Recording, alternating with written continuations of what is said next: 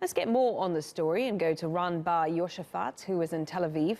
He's the Deputy Director of the Kohelet Policy Forum. Many thanks for speaking to us.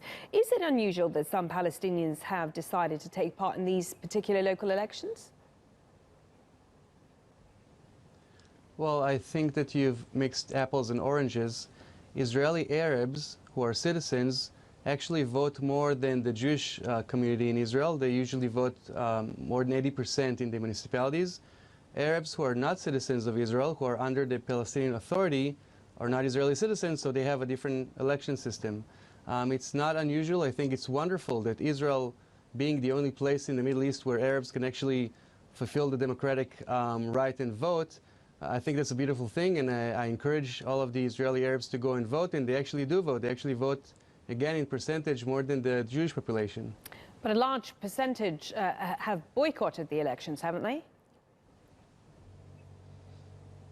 No, a very tiny percentage. You're talking about probably the Druze community in Ramat HaGolan, which is the first time after 41 years that they've decided that they want to take part in the Israeli election and not in the Syrian election.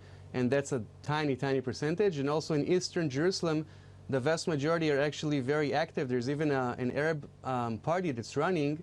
There are people who are calling them not to take part. Now, this is very interesting because the municipality election has very little to do with actual politics. I mean, it's mainly about who's going to clean the streets, who's going to take care of the education for our children.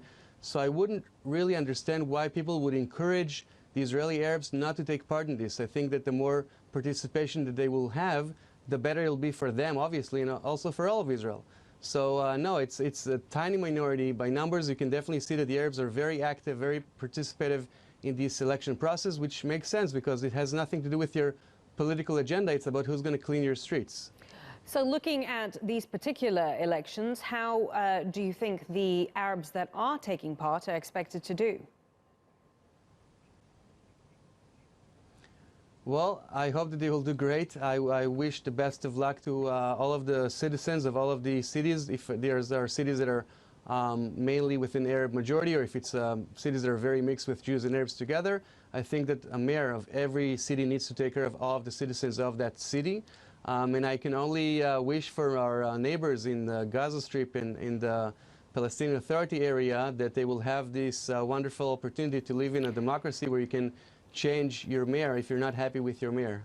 You say that the Arabs participate in these elections, but there is general voter apathy when it comes to these sort of municipal elections. As I understand it, to the extent that the government has offered people a day off so that they can participate. Is that right?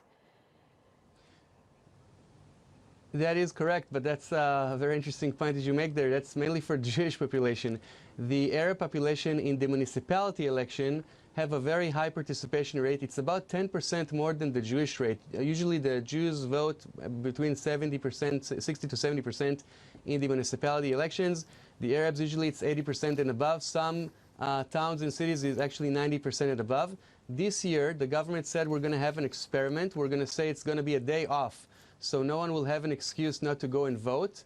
And if they'll see that the percentage has gone up, they'll see that this is an incentive that will be used in future years. If they'll see that people have not taken the time to get out of their chair and vote, then maybe they will cancel it in our next election for the municipality. But actually, for the Arab population, that is a really bad example. I think that it's a very bad example to say that they're boycotting it because their participation is greater than the Jewish one. And again, it makes a lot of sense. We're talking about people who want to have a better education for their children. They want to have clean streets. They want to have nice parks to travel in. So, of course, they will participate, and I'm very happy that they do so. It's wonderful to live in a country where you have the right to vote. Bar Yoshafat speaking to us there from Tel Aviv. Many thanks.